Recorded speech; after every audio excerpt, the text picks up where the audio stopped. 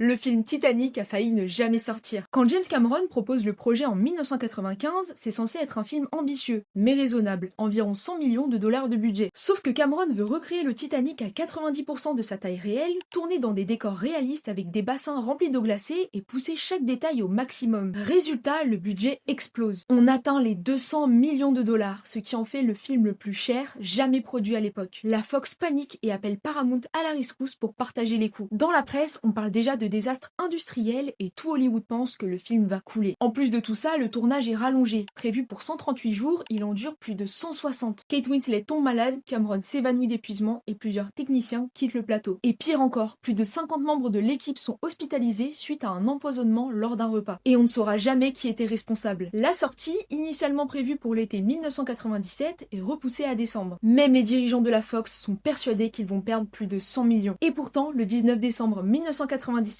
Titanic sort enfin. Résultat, plus d'un an dans les salles, 1,84 milliard de recettes et 11 Oscars. James Cameron, qui avait renoncé à son salaire, touche finalement plus de 100 millions en bonus. Et Leonardo DiCaprio et Kate Winslet sont propulsés au rang de stars internationales. Titanic nous rappelle que les plus grandes réussites naissent parfois là où tout le monde aurait déjà baissé les bras. Dis-moi combien de fois tu as pleuré devant Titanic. Personnellement, 2 à 3 fois. Et si cet épisode de Backstage t'a plu, tu peux t'abonner car on se retrouve une fois par semaine pour parler mode, beauté, design, cinéma et d'art en général.